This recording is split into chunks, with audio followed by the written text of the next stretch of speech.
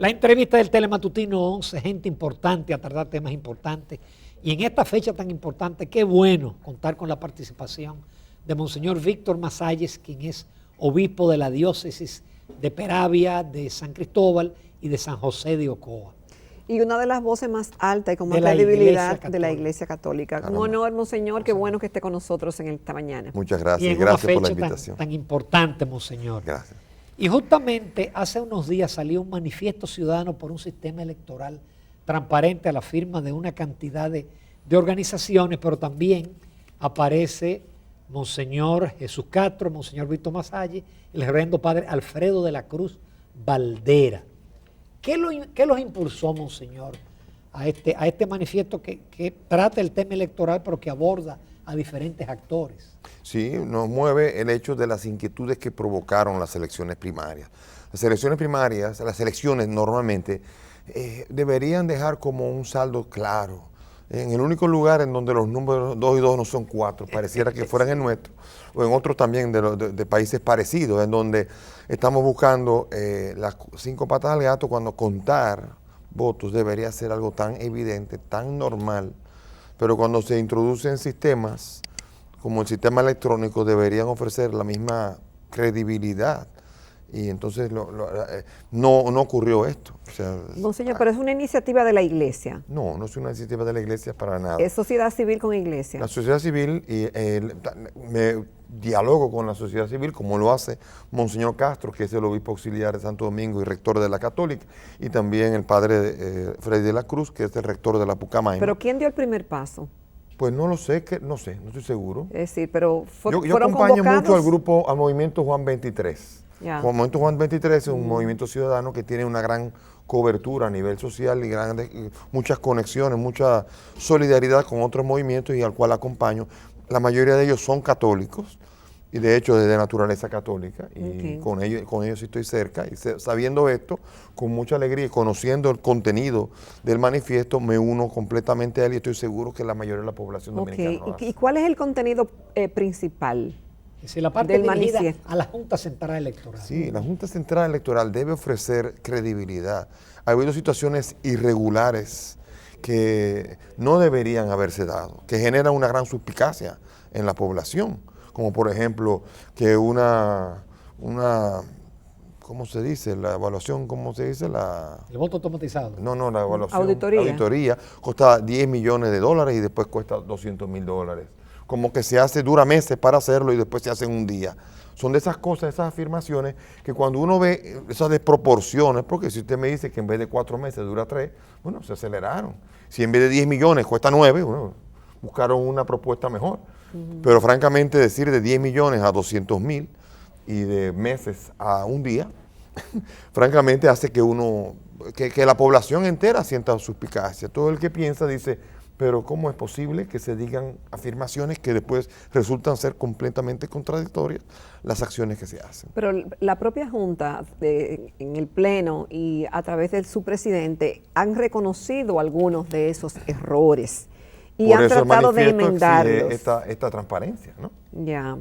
Entonces, ¿en qué va a consistir este trabajo, si se puede llamar trabajo, o esta labor de vigilancia, de acompañamiento a la sociedad en esos temas? Es un reclamo de transparencia. Hay grupos de la sociedad civil que siempre algunos han buscado siempre la transparencia. No necesariamente tenemos que pensar igual en otras cosas, pero es toda una serie de grupos que en ello, como le ocurre a la mayoría de la población dominicana, desea definitivamente que sea transparente desde el inicio hasta el fin y que pueda ofrecer una satisfacción a todas las partes, porque aquí no es que estamos diciendo que gane uno, que gane otro, sino que quien sea que gane, que se defina claramente que fue el que ganó y que los demás puedan reconocer que ese ganó. De esa manera que toda elección democrática espera que se comporte de una manera tal de que sea tan transparente, que sean ganador como perdedores, todos estén claros que el ganador es ese, ¿no? Entonces eso es como tan claro como esto, y este manifiesto no debería existir si ya hubiese ocurrido, pero el problema es que nuestro sistema democrático no es a la primera vez que hay suspicacia.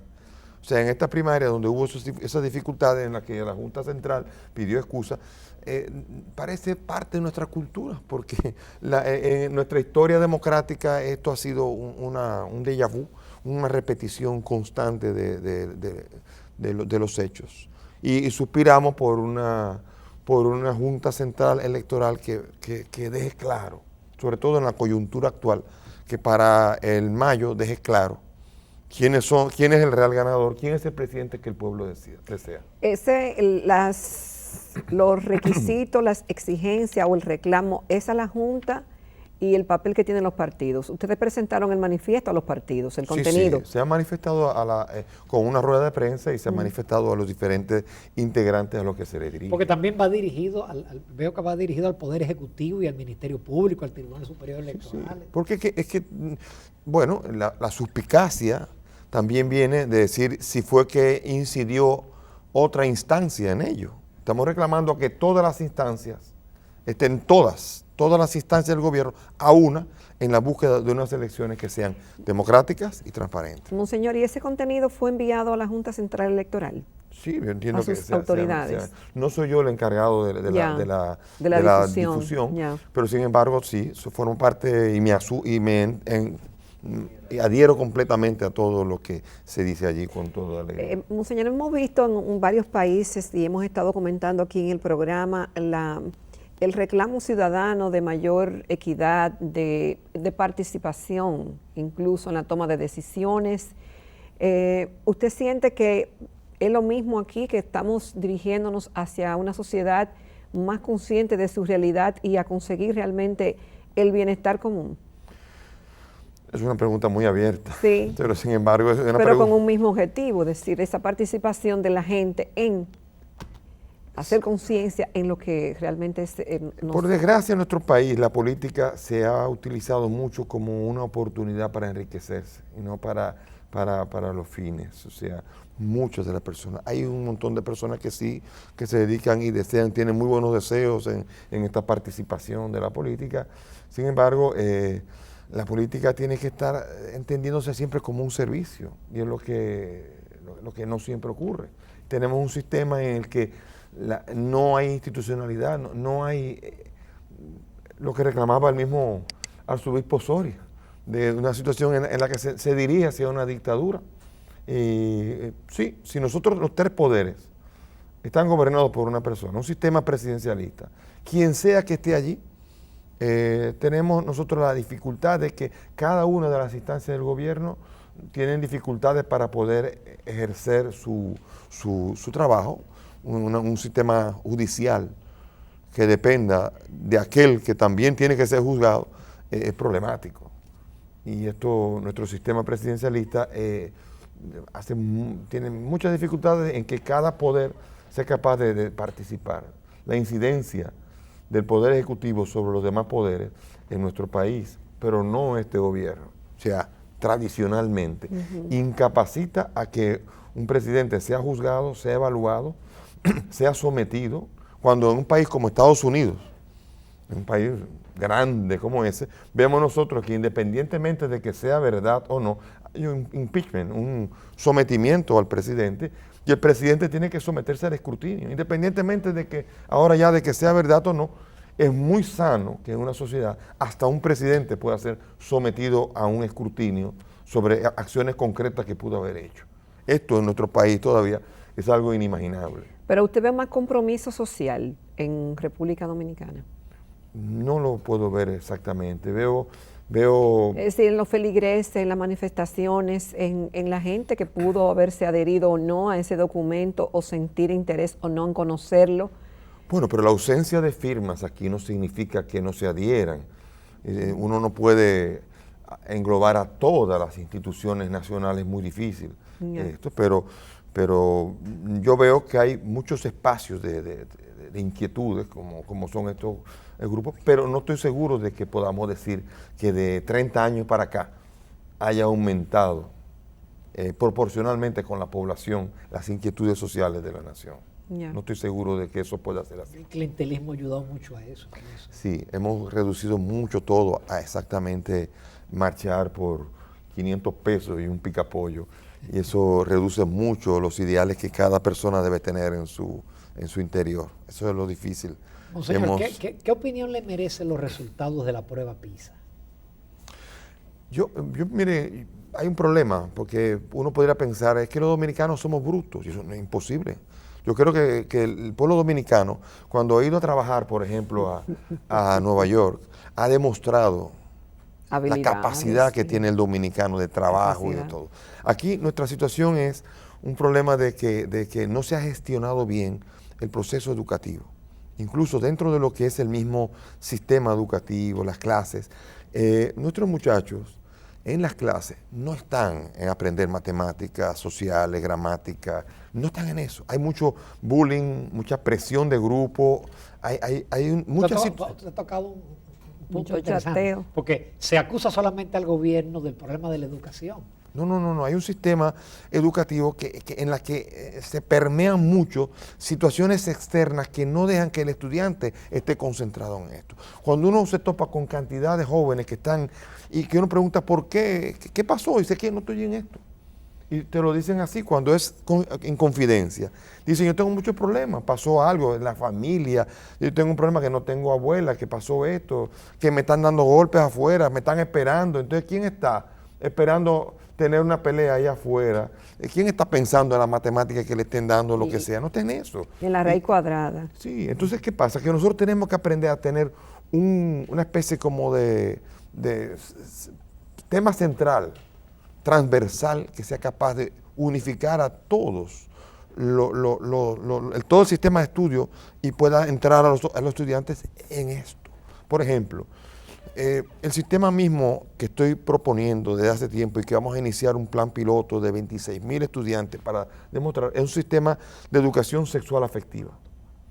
Educación sexual afectiva. Sí, que tiene que ver mucho con la afectividad, estudiar ayudar a los jóvenes a manejar su afectividad, donde manejen la presión de grupo, donde manejen situaciones de bullying, y esto definitivamente incluso redunda en reducción porque se enseña, cuando uno educa en la afectividad, uno aprende a respetar y a ser respetado. Y entonces uno aprende, y esto redunda en beneficio en tantas áreas como por ejemplo el embarazo de adolescentes y muchas otras situaciones diversas que impiden un proceso educativo en donde el joven pueda entrar a educarse adecuadamente. No estamos poniendo las condiciones para que el joven en clase reciba y asimile y se pueda hacer una evaluación académica adecuada de él. No están en eso. Y miren cómo hay una discusión ahora. Hace ya un tiempo una discusión de que la asociación de profesores quieren acabar una semana antes las clases. ¿Qué hacemos con esto? Cuando queremos acabar una semana antes. ¿Por qué? No tenemos nada que darles. ¿Qué está pasando? Hay una actitud en donde incluso desde el magisterio se ha perdido mucho la vocación a la enseñanza. Yo tengo un amigo que dio clases, fue catedrático en la UAS, y que en algún momento cuando llegaba a la clase, que habían 5 estudiantes, le decían los estudiantes, profesor, pero recientemente en la UAS, profesor, pero usted nunca falta, estamos en problemas que están aquí, vamos a salir. O llegué tarde. Y él decía, no, ya que estamos aquí, vamos a dar clase. Pero fue un catedrático que cuando inició la cátedra, en mi época, porque fue profesor mío, era un momento en donde cuando alguien en la UAS hacía un poco de ruido, el de al lado le decía, compañero, cállese. Porque había una mística de enseñar y de querer aprender. En ese momento se había logrado esa mística que tenemos que recuperar, que no es tanto en la calidad del currículo, que no es tanto en el contenido, sino en la mística que tiene que tener el profesor y el ambiente que tiene que conseguirse en el aula. Es decir, que aunque busquemos mejores profesores y cambiemos el contenido, ese problema es un impedimento. A menos que no eduquemos en las situaciones concretas que estén generando esto. Por eso, cuando uno habla de que la solución, la prioridad es introducir una política de género, no es ese. Es trabajar en la afectividad de los muchachos, para que educar en una ciudadanía en donde respetar y ser respetado les ayudará incluso en el futuro a conducirse en el tráfico con respeto y con cortesía. Porque si uno no educa eso desde niño, ¿quién lo va a hacer? ¿Quién va a hacer esto? En nuestra época nos dieron moral y cívica y habían profesores muy dedicados en ese tema, por lo menos a mí. Yo recibí clase muy buena en lo que se llama moral y cívica y tiene que ver con ciudadanía, tiene que ver con todo esto. Ahora mismo no existe. No hay un tiempo para educar a los jóvenes en los valores ciudadanos, en la capacidad de respetar. Y por eso los feminicidios y todo este tipo de problemas que después comenzamos a decir, tienen un vórtice común que tenemos que aprender a identificar. Y que si no identificamos, estamos por las ramas tratando de resolver los problemas. Feminicidio se está manipulando políticamente por sectores específicos y no se está yendo al tronco del problema. ¿Por qué? ¿Cuál es el problema del feminicidio? Educativo. No se ha educado al varoncito a ser varón y lo que es ser un varón, o lo que se llama en género, lo que quisieran hablar de género, lo que es una masculinidad adecuada en cómo se vive el ser varón. Entonces, después viene, por cualquier quítame esta paja, y después viene el problema también de la feminidad. Porque créanme que en los feminicidios no es de repente un hombre que le dio con darle un hachazo a una mujer, sino que hay situaciones en donde he visto donde la mujer genera también la violencia, provoca, porque ha perdido también los esquemas de aprender también a entrar en el diálogo. No ocurre esto por culpa de uno. Tenemos que educar a aprender a vivir en la pareja, porque si no educamos para la pareja, entonces no es cuestión de contener iras. Entonces las iras son los resortes que salen fruto de una ausencia de las herramientas adecuadas para vivir la pareja, la vida de pareja, ¿no? Con su permiso, monseñor Basalles, la conversación es interesante, el tiempo vuela. Nos vamos a una breve pausa comercial. Volvemos en unos minutos.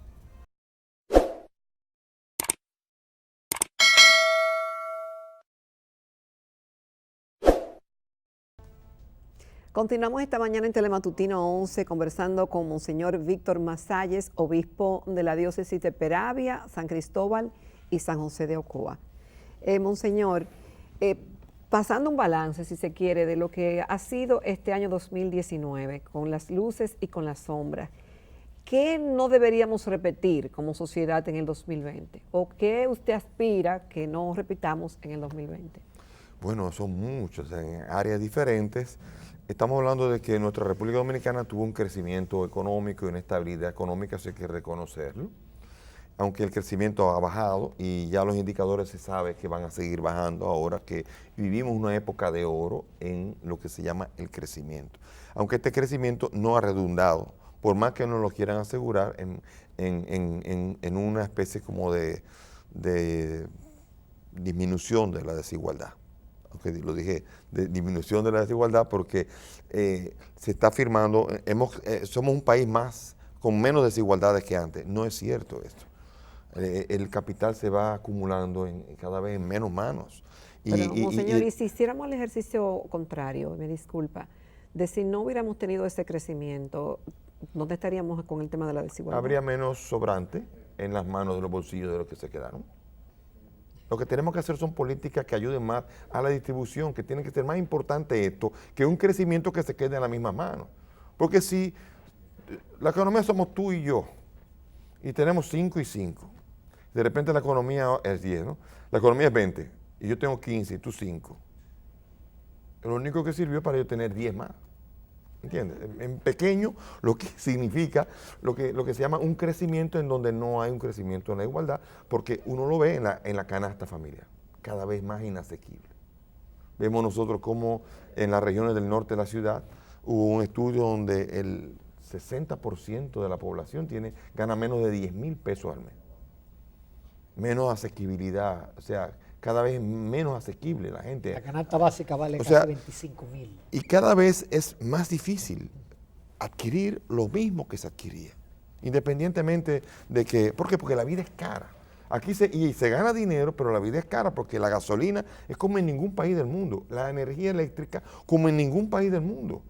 Es decir, que tenemos que trabajar en los elementos que ayuden también a que la población pueda tener acceso a los servicios de una mejor manera y con calidad. Eso todavía sueño con eso, por eso digo que el crecimiento es un crecimiento, es deseable el crecimiento. Yo no digo que esté en contra de que haya un crecimiento, lo que es necesario es que la canasta familiar, y que no sea a través de un clientelismo porque paliarlo con un dinero frecuente que se le da a la población, lo que hace es crear una dependencia. Nosotros tenemos que desarrollar las capacidades. Si no desarrollamos las capacidades de las personas, la sociedad seguirá de la misma manera, con una cultura de la pobreza y con una cultura de la dependencia. Por tanto, este año no ha habido un equilibrio en la tasa de cambio, ha habido un equilibrio en lo que se llama balance, pero todo este equilibrio es a base de un endeudamiento. Nosotros estamos alimentando una bomba de tiempo que va a explotar un día, y a lo mejor no le va a explotar y no es de ahora, por lo tanto le va a explotar un día. Es como el juego de la vejiga con agua, ¿no? Que un día se la van pasando a lo mejor le toca a la oposición. Sí, y después dicen, ven cómo es la cosa. Entonces, estamos creando un sistema que sostiene servicios, no invierte, no está invirtiendo. Estamos pidiendo préstamos para servicios, para consumo. Y eso es serio, porque nosotros no somos un país que, si no invertimos, no somos un país que tendremos la capacidad de devolver el dinero que debemos. Y cada vez va a ocupar más parte del presupuesto el tener que ocupar nuestra deuda. O sea que nuestro problema no es de este año 2019, nuestro problema es el proceso en que tenemos que aprender a revertir los procesos que van haciéndole daño a una nación. Y a veces lo que hacemos es querer quedar bien, pero no estamos metiéndole, como dicen en Dominicana, metiéndole el pico a las situaciones reales que tenemos dificultad. Entonces, 4% no es el problema. 4% no es el problema, porque después se utiliza, todo lo que son construcciones se usan el 4%. Entonces, ¿qué pasa? Que construir escuelas no es parte del gasto de educación, es parte de obra pública. Tenemos que tener una auténtica inversión en el sistema educativo. Ese es el principal problema y es a largo plazo. Pero no hemos comenzado. No le hemos dado un inicio auténtico. Esta famosa revolución educativa, quiero entenderla. Quiero entender cómo se llama una revolución educativa en donde mantenemos todavía niveles de PISA en el fondo. Tenemos necesidad de ver auténticas inversiones en los lugares donde veremos finalmente en el futuro realidad. Y vemos otro problema grande, es la depredación de los recursos naturales nuestros. Mire, en las dunas, cómo comenzaron a parcelar y a querer vender las dunas. Nuestro sistema, nuestros recursos naturales, y así con otros recursos naturales. Yo soy presidente de la comisión de comanejo del Parque Luis King. Usted no se imagina los problemas que hay ahí y en los diferentes lugares para defender parques y lugares nacionales que son ecológicos y que dependen de ello las futuras generaciones y que las tratamos como si pudiésemos nosotros dañarlos, depredarlas y venderlas como si fueran nuestras.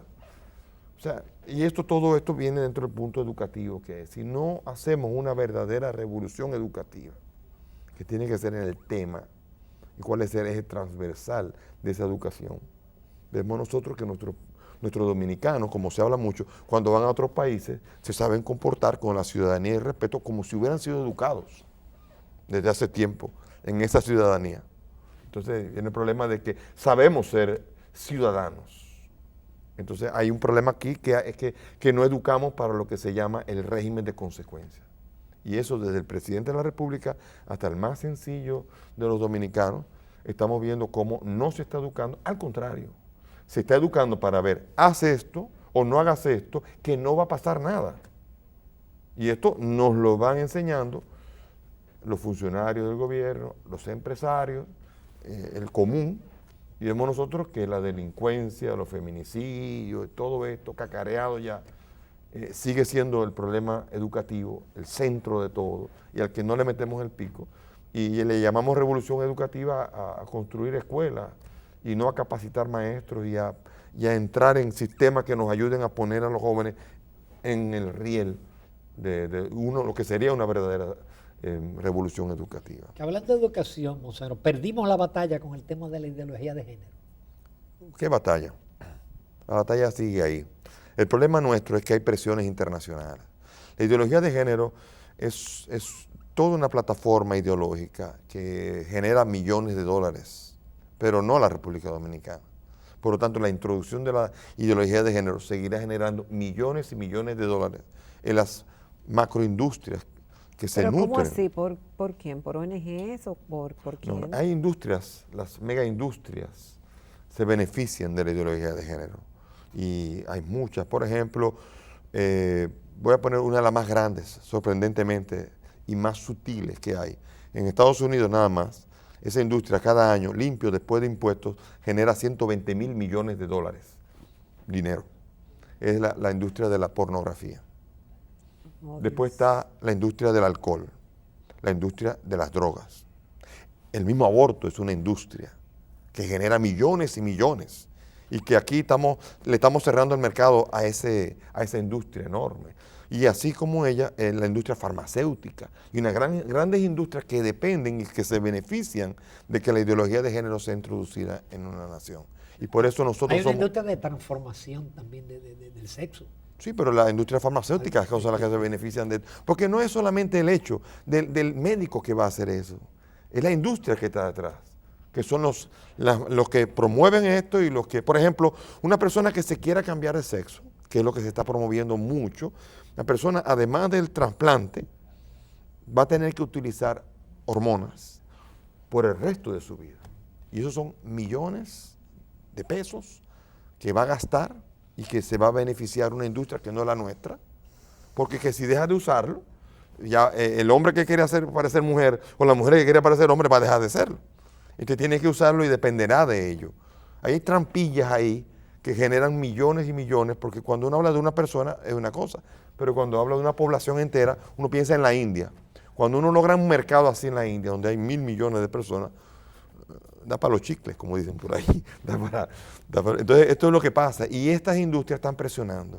Y nuestros candidatos, por ejemplo, no hay ningún candidato en este momento que por lo menos haya dicho claramente que la ideología de género le quiera poner freno. Por lo tanto, en cuanto a ese tema, tenemos un problema de que no hay dolientes. No hay dolientes. El aborto, dígame. Dígame, ¿cuál es? Monseñor, ¿y del tema haitiano? ¿Hay dolientes?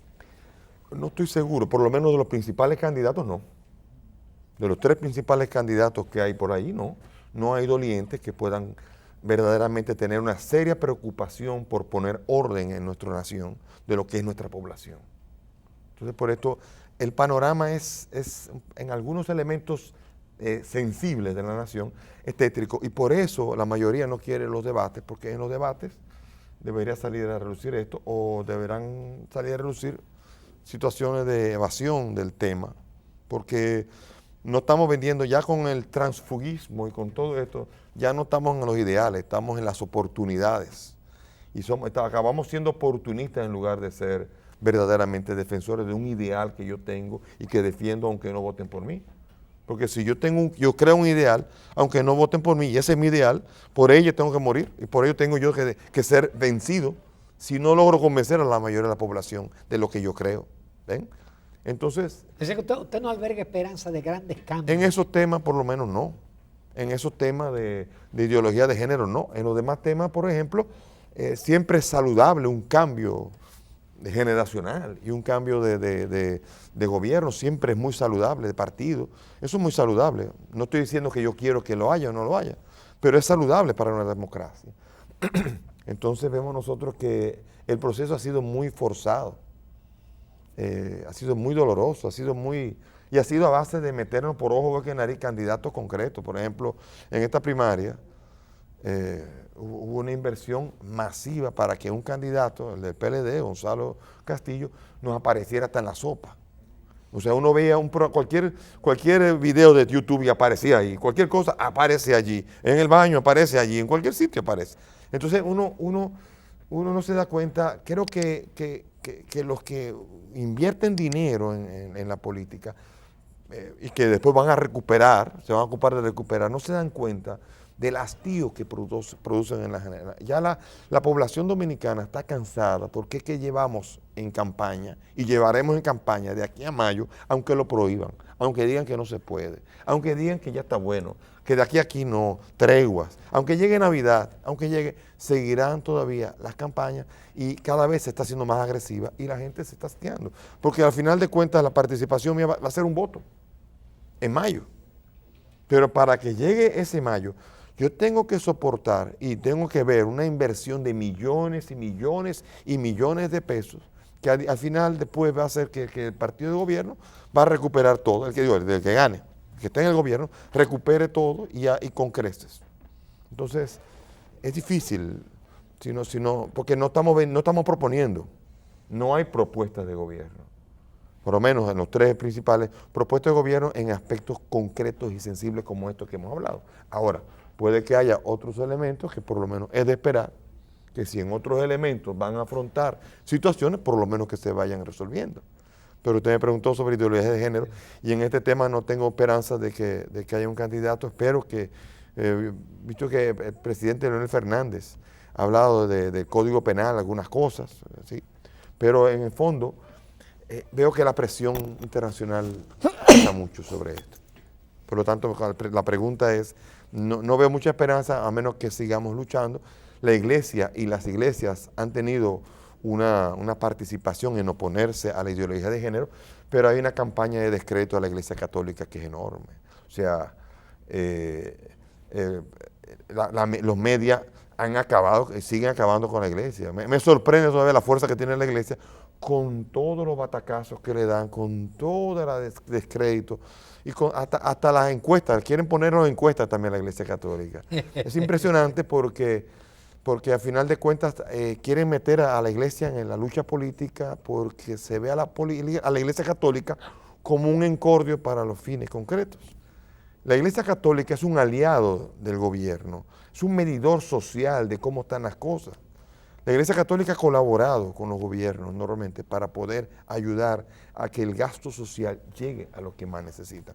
Sin embargo, cuando hay situaciones en donde se ve la iglesia católica como una dificultad para X cantidad de X política, entonces el descrédito es terrible. Eso lo veo así, independientemente de las fallas que también tiene la iglesia, que no la niego, no tengo ningún temor en expresar las fallas que tiene. Sin embargo, la iglesia ha sufrido mucho a nivel mediático. Por suerte, los medios no influyen un 100% en lo que se vive en la sociedad. Afortunadamente. Bueno, señor, finalmente, ¿se ha mantenido el sentido cristiano de la Navidad o se ha perdido?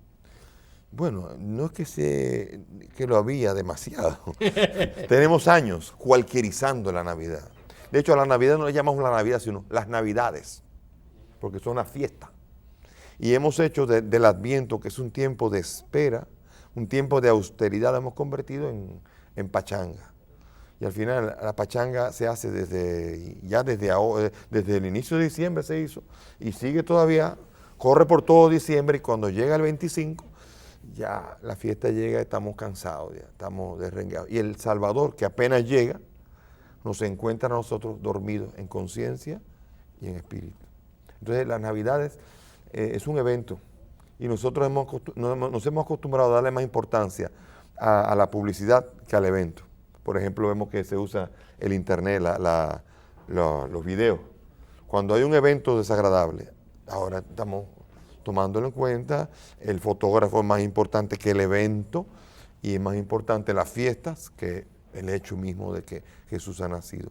Gracias a Dios mucha gente celebra la Navidad, pero el comercio también aquí ha hecho gran daño, queriendo secuestrar nuestras fiestas y evitando que la gente entre en un tiempo de reflexión, tratando de sacarnos de la reflexión. Esa es la gran dificultad de nuestra querida República Dominicana, es que le quitan los espacios de reflexión. Y entonces por esto, la fiesta del 26 de enero no se reflexiona, se va de fin de semana largo, así 6 de noviembre y en todo. Nos están quitando los espacios de reflexión porque para gobernar un país, mientras menos piensa, mejor. Monseñor, muchísimas gracias por su participación, nos ha honrado con su participación y mensaje sumamente importante. y preocupante. Sí, sí. Muchísimas gracias. A ustedes. Nos Gracias. vamos a la recta final del Telematutino 11.